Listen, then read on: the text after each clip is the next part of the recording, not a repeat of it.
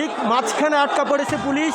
দুদিক থেকে পুলিশকে লক্ষ্য করে ইট পাটকেল ছুটছেন আন্দোলনরত শিক্ষার্থীরা। রাজধানীর রামপুরার দেশে এই মুহূর্তে এটি প্রায় 3 ঘন্টা ধরে এই এলাকায় এভাবেই কিন্তু আন্দোলন চলছে।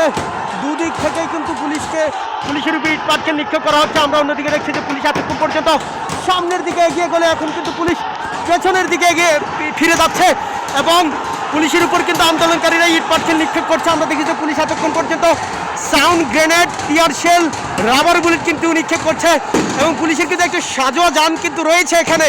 পুলিশ আপনারা দেখছেন যে সড়কের সামনে কিন্তু এগিয়ে যাচ্ছে শিক্ষার্থীরা।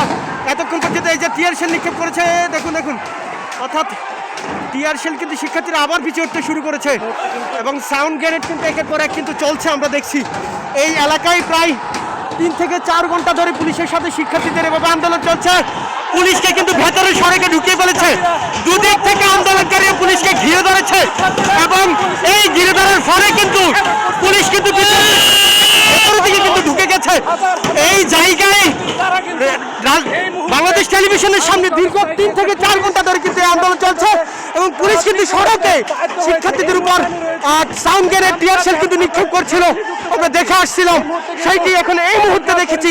পুলিশ কিন্তু প্রধান যে সড়ক রয়েছে সেই সড়ক ছেড়ে দিয়ে কিন্তু পুলিশ কিন্তু ভেতরে ঢুকে গেছে এবং সেই দিকে কিন্তু আমরা শিক্ষার্থীদের যেটা দেখেছি, শিক্ষার্থীরা দুদিক থেকে মূলত পুলিশকে ঘিরে ধরেছিল এবং 4 ঘন্টা ধরে এই পুলিশের সাথে শিক্ষার্থীদের পাল্টা ধাওয়া কিন্তু চলছিল এই সড়কে।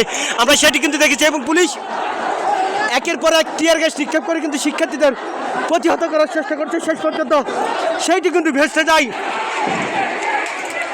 4 ঘন্টার যে রুদ্ধশ্বাস পরিস্থিতি সেটি আমরা এখন দেখছি। শিক্ষার্থীরা কিন্তু সড়কটি তাদের দখলে নিয়ে গেল এবং বলতে হয় পুলিশ কিন্তু পিছিয়ে উঠেছে। অর্থাৎ রামপুরা ব্রিজ থেকে কিন্তু হাতিরঝিলের যে সড়ক সেই সড়কের ভিতরে কিন্তু চলে গেছে শিক্ষার্থীরা।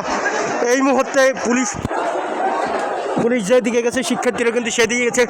দর্শক, আসলে টিয়ার শেলের ভয়াবহতা এমন, এখানকার এটি কথা বলার মতো পরিস্থিতি নয়। এরপরেও আমরা চেষ্টা করছি আপনাদের এখানকার সর্বশেষ পরিস্থিতি দেখাতে। রাজধানী অর্থাৎ বাংলাদেশ টেলিভিশনের সামনের পরিস্থিতি কিন্তু এইটি। দুপাশের সড়কের অবস্থা কিন্তু দেখছেন। 4 ঘন্টা ধরে এই সড়কে শিক্ষার্থীদের সাথে ধাওয়া পাল্টা দেওয়া চলছে। আমরা কিন্তু সেটি লক্ষ্য করছি। এখন শিক্ষার্থীরা এতক্ষণ পর্যন্ত পুলিশ যে সড়কে মূলত সড়ক থেকে মূলত শিক্ষার্থীদের উপর টিয়ার শেল নিক্ষেপ করছিল সেইটি কিন্তু আমরা দেখছি। শিক্ষার্থীরা কিন্তু ভেতরে ঢুকে গেছে এবং পুলিশ অর্থাৎ রামপুরা থেকে হাতিরঝিলের যে সড়ক সেইটির ভেতরে কিন্তু পিছু হটতে কিন্তু বাধ্য হয়েছে। পুলিশের টিয়ার শেল এবং সাউন্ড গ্রেনেড পুড়িয়ে আসছে বলে এমনটি কিন্তু আমরা জানতে পেরেছি এবং এমনটি হয়েছে। শেষে বাধ্য হয়ে কিন্তু পুলিশ পিছু হটেছে এবং শিক্ষার্থীরা কিন্তু সড়ক কিন্তু দখল করে নিয়েছে। আমরা সকাল থেকে দেখেছি এখানকার শিক্ষার্থী যারা ছিল তারা কিন্তু সামনে যাওয়ার চেষ্টা কিন্তু করেছেন, সেইটিতে কিন্তু তারা কিন্তু ব্যর্থ হয়েছিল। এখন শেষ পর্যন্ত আমরা দেখেছি শিক্ষার্থীরা কিন্তু সড়ক থেকে পুলিশ থেকে সরিয়ে দিয়েছেন এবং পুলিশ সাজোয়া জেম নিয়ে কিন্তু পিছু হটে চলে গেছেন। দর্শক, এই ছিল রাজধানী বাংলাদেশ টেলিভিশনের সামনে দীর্ঘ 4 ঘন্টা যেই ধাওয়া পাল্টা দেওয়ার যে রণক্ষেত্র সেটি কিন্তু চিত্র আমরা দেখছি, যেখানে বেশ কয়েকজন আহত হয়েছেন। কিন্তু টিয়ার শেল এবং এখানকার যে পরিস্থিতি সেইটি কিন্তু রেকর্ড নেওয়ার মতো কিন্তু অবস্থা কিন্তু কোনোভাবেই ছিল না এবং আপনারা জানেন যে সারা দেশে ইন্টারনেট ব্যবস্থা কিন্তু বেহাল দশা।